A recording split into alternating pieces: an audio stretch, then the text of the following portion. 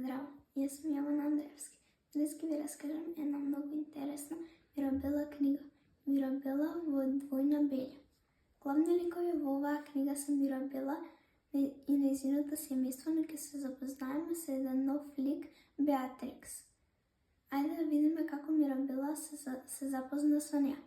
Семејството Џезомагиевски решиле да одат на вештарски камп, но да нема никакви палавости, затоа ја имаат одземена вештарската опрема на Мирабела.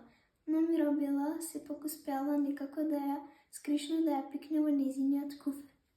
Кога стигнале таму, многу беше интересно дека куќите биле на дрва, но на Вилбур не му беше ничи интересно дека мораше да дели соба со Мирабела. Мирабела баш била среќна дека ќе делат соби, но Вилбур не бил толку колку што Мирабела е.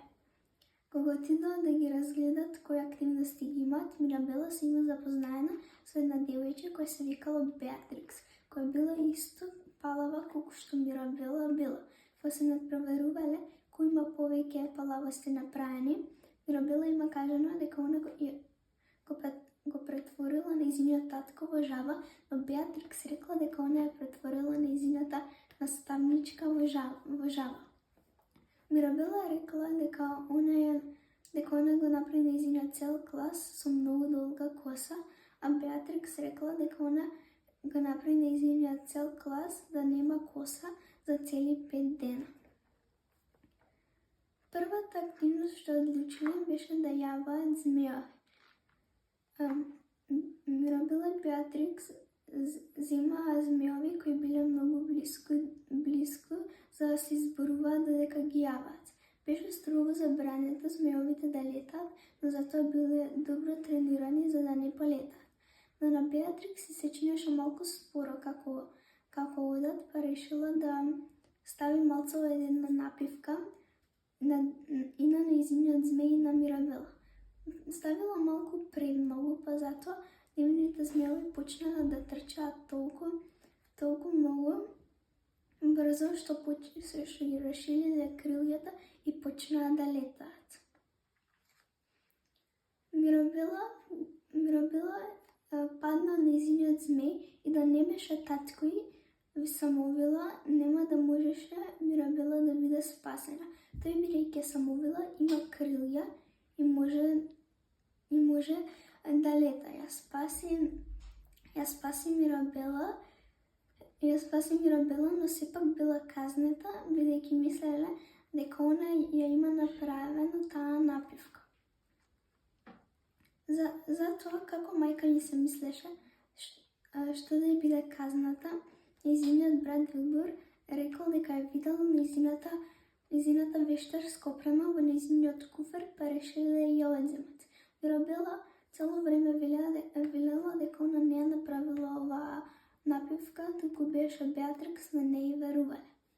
Беше време за вечера, па Мирабела има објаснето се зашто се случи со нејзината вештарска опрема на Беатрикс. Беатрикс била многу лута на нејзиниот брат што има издадено, па решила да се преправа дека оди у тоалет. Кога се вратиле, сите седнале на маса и почнаа да јадат. Мирабела, нејзиниот брат и нејзиниот татко имаа шпагети за вечера.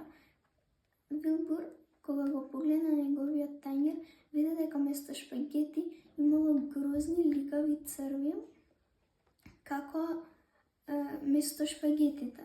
Па веднаш го фрлил тањерот и одбранил Мирабела за ова.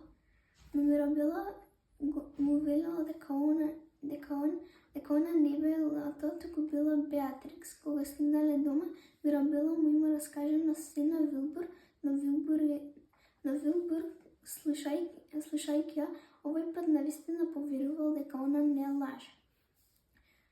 Доколку сакате да знаете што се случило понатаму, дали откриле кој ги правил сите овие бели и дали одморот останал ваков полн со бели, ќе откриете само доколку ја пречитате